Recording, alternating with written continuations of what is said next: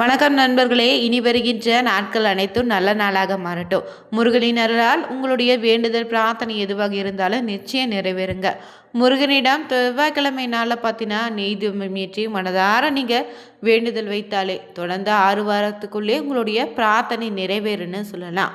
குறிப்பாக இந்த ஒரு பதிவில் நாம் எதை பற்றி பார்க்க போகிறோம்னா, மாசி மாதத்தில் வரக்கூடிய முதல் வெள்ளிக்கிழமை நாள் பார்த்திங்கன்னா ரொம்பவே அருமையான ஒரு நாளாக அமைய போகுது.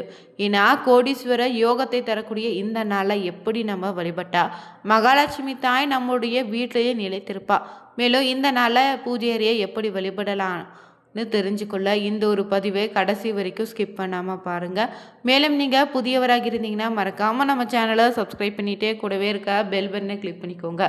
தனிப்பட்ட முறையில் உங்கள் ஜாதக ரீதியாக இருக்கக்கூடிய பிரச்சனைக்கு சரியான ஒரு பரிகாரத்தை பெற்றுக்கொள்ள நினைத்தா வீடியோவில் பார்த்தீங்கன்னா டிஸ்கிரிப்ஷனில் ஃபோன் நம்பர் கொடுத்துருக்கோம். அந்த நம்பருக்கு கால் பண்ணி தெரிஞ்சுக்கோங்க. வாங்க நண்பர்களே, வீடியோக்குள்ளே போகலாம். தெய்வ வழிபாட்டிற்கு பார்த்தீங்கன்னா 4 கிழமை கிடையாதுன்னு சொன்னாலும் சில குறிப்பிட்ட கிழமை திதி நட்சத்திரம் நேரன்னு வழிபாட்டு செய்தால் அதற்கான பலன் அதிகங்க. அதன்படி பிரபஞ்ச சக்திகளும் நேர்மறை சக்திகளும் அதிகரிக்கணும் சொல்லியிருக்காங்க. சாதாரண நாட்கள் நம்ம செய்யும் வழிபாட்டை விட பல மடங்கு அந்த நாட்கள் நமக்கு ஏற்படுத்தி தரும். மந்திர ஜபத்தோடு செய்யக்கூடிய பிரார்த்தனைகள் விரைவில் பழிக்குன்னு சொல்லுவாங்க. அப்படி இந்த வெள்ளிக்கிழமையில பார்த்தீங்கன்னா மந்திர ஜபத்தோடு சில சக்தி வாய்ந்த வழிபாடை நீங்கள் மேற்கொண்டீங்கன்னா மகாலட்சுமியினுடைய பரிபூர்ண அருளால் பார்த்தீங்கன்னா வீட்டிலும் வாழ்க்கையிலும் நிச்சயம் சுபிச்சம் பெருகுன்னே சொல்லலாங்க. இந்த வெள்ளிக்கிழமை பொதுவாகவே மங்களகரமான ஒரு நாளுங்க. மேலும் இந்த மங்களகரமான நாளில் நம்ம எந்த ஒரு காரியத்தை தொடங்கினாலும் சிறப்பாக மாறும். இந்த மகாலட்சுமிக்குரிய நாளில் நீங்கள் செல்வங்களை அள்ளித்தரக்கூடிய சுக்கிர பகவானின் ஆதிக்கம் நிறைந்த நாளாகவும் இருக்கு.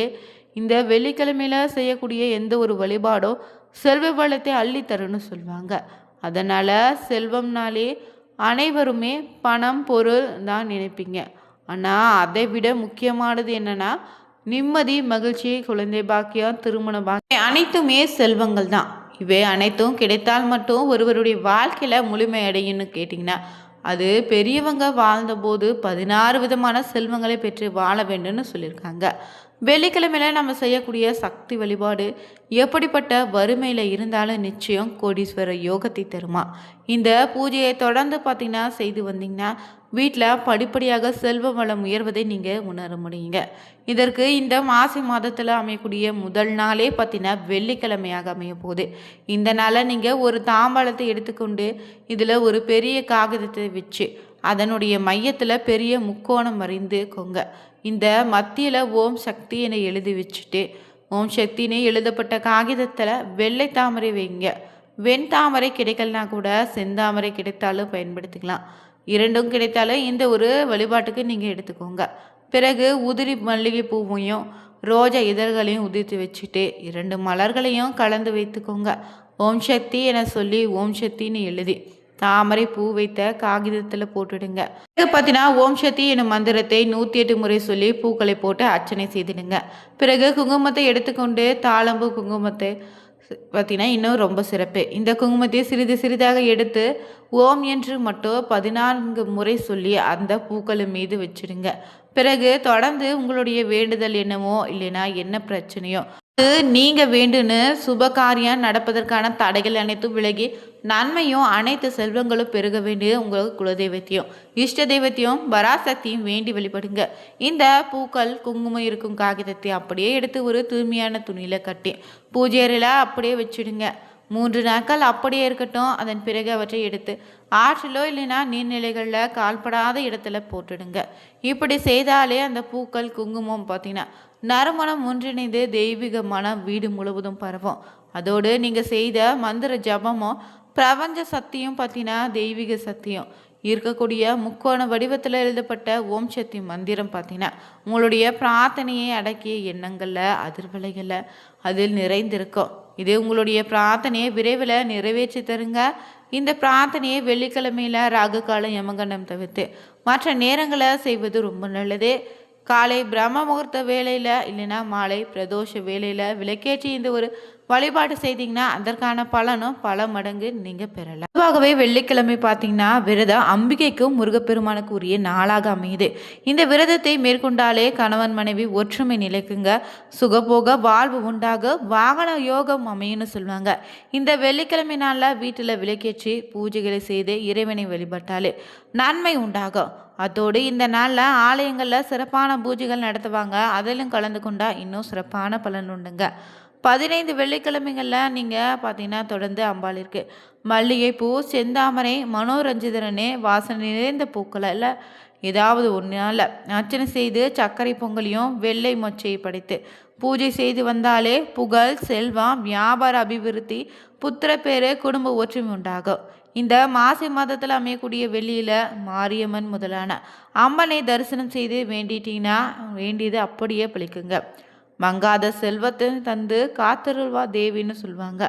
குறிப்பாக ராக கால வேளையில் எலுமிச்சை தீபம் ஏற்றி இந்த நாளில் வழிபட்டிங்கன்னா காரிய தடைகள் எல்லாம் விலகிடும். அதே போல் செவ்வாய் வெள்ளியும் அம்பிகைக்கு உகந்த அற்புத நாட்களாக அமைந்திருக்கு. இந்த மங்களகரமான நாளில் பார்த்தீங்கன்னா ராகு கால வேலையான மாலை 3 மணி முதல் 4:30 மணிக்குள்ள துர்கைக்கு தீபமேற்றி வழிபடுங்க. அதே போல் வெள்ளிக்கிழமை ராகு கால நேரம் பார்த்தீங்கன்னா 10:30 முதல் 12 மணிக்குள்ள துர்கையை வணங்கி வழிபட்டிங்கன்னா உங்களுக்கு நவகிரக சன்னதிக்கு சென்று ராகுகேதுவுக்கு அர்ச்சனை செய்து வழிபட்டால் சிறப்பான பலன் உண்டுங்க.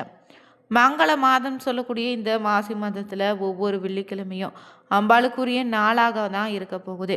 அதனால் அருகில் இருக்கக்கூடிய அம்மன் கோவிலுக்கு சென்று அம்மனை தரிசிப்பதும் தீபமேற்றி வழிபடுவதும் மங்களமான ஒரு விஷயமாக இருக்குது. உங்கள் வாழ்க்கையில் செல்வ செழிப்பை ஏற்படுத்துங்க. தினசரி காலை மாலைன்னு 2 நேரமும் வீட்டு பூஜை அறையில் இறை வழிபாட்டை மேற்கொண்டாலே பார்த்தீங்கன்னா வீட்டில் எப்போதுமே மகிழ்ச்சி உண்டுங்க. கோவிலுக்கு சென்று வழிபடுவதாக இருந்தாலும் வீட்டிலே வழிபாடு செய்வதாக இருந்தாலும் சில வரைமுறைகள் இருக்குது.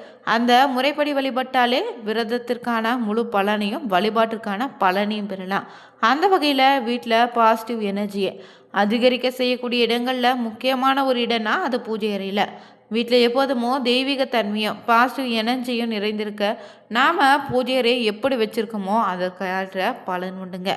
நம்முடைய பூஜை அறையில் எத்தனையோ விதமான சாமி படங்கள் சிலைகள் இருந்தாலும் நிச்சயம் பார்த்தீங்கன்னா இஷ்ட தெய்வங்கள் உள்ளிட்ட எந்த தெய்வம் படம் இருந்தாலும் நிச்சயம் உங்களுடைய குலதெய்வத்தினுடைய படம் கட்டாயம் இருக்க வேண்டுங்க. மேலும் வீட்டு பூஜை அறையில் மகாலட்சுமியின் அருக்கடாட்சம் எப்போது நிறைந்திருக்க வேண்டும் நினைத்தீங்கன்னா மகாலட்சுமி வாசம் செய்வதாக சொல்லக்கூடிய பொருட்களில் ஒன்றான கண்ணாடி கட்டாயம் இருக்கணும்.